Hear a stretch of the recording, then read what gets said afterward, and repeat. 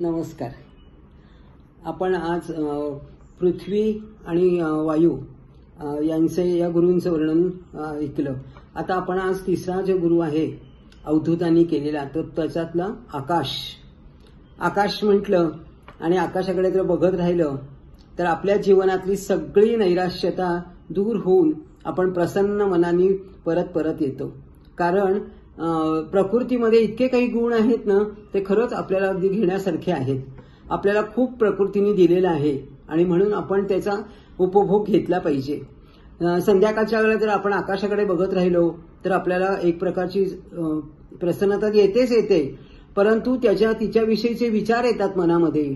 शांत एकचित्ताने जर बसून राहिलो आपण तर आपल्याला लक्षात येईल की आकाश हे इतकं मोठं आहे की त्याला जसं काही ते विश्व निर्माण केलेलं एक मंदिरच आहे आणि ते सर्व विश्व हे भगवंतांनी निर्माण केलेलं असून ते त्यांनी आकाशरूपी वस्त्राने झाकून टाकलं आहे. म्हणून त्याला अंबर, गगन असं म्हणतात. आणि म्हणून भगवंताचे स्थान हे हृदयस्थान, आकाशस्थान हृदयस्थान असं म्हणतात. आणि म्हणून आकाश हे कसं आहे की चंद्र, सूर्य, तारा, वायू, तारामंडल हे यांच्याशी सगळा संबंध येतो, पण तरी देखील तो व्यापक आणि अलिप्त राहतो. म्हणजे व्यापक असून सुद्धा इतका मोठा गुण त्याचा जो आहे व्यापकतेचा, तो गुण म्हणजे हृदय जर आपलं व्यापक असेल तर निश्चितच प्रभू आपल्याला नक्की प्रभू भेटल्याशिवाय राहणार नाही का. व्यापक मन म्हणतात ना त्याला, व्यापक मन असावं नेहमी. आणि म्हणून ते आकाशाकडे आहे. म्हणून अवधूत म्हणतो की मी व्यापकता आणि अलिप्तता हा गुण आणि संग घेत नाही तो कोणाचाही, असे गुण मी अवधूतांनी मी त्यांच्याकडनं घेतले, म्हणून ते माझे गुरु झाले.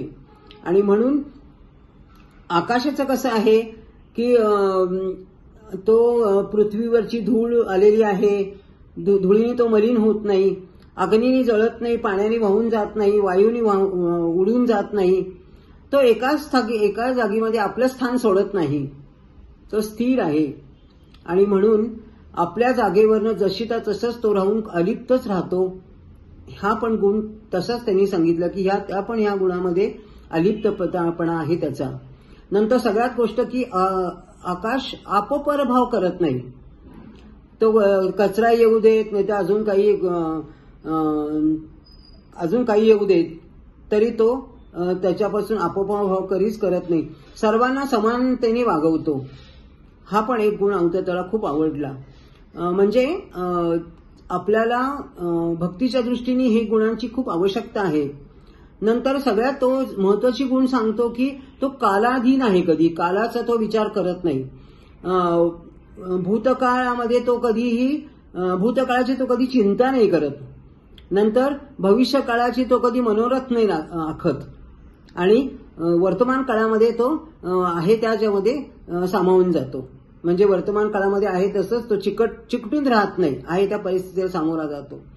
असे काळाधीन असलेला हा आकाश, हा मला गुण खूप आवडला अवधूत म्हणतात.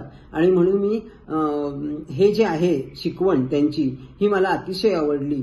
म्हणून आत्मा सुद्धा बघा आपला व्यापकच आहे आकाशाप्रमाणे. आणि म्हणून व्यापक असलेल्या तो शरीरापासून वेगळाच आहे. म्हणून कधी पण तो लिप्त आहे. त्यावेळेला हे जे सगळं जे आहे ते सगळं मला शिकायला मिळालं. आणि म्हणून मी आकाशाला गुरु केले, कारण मी रोज प्रकृतीमध्ये आपल्याला त्याचं दर्शन होतं. आणि अशा यांना मी नमस्कार करतो आणि आपणही नमस्कार करूयात. नमस्कार.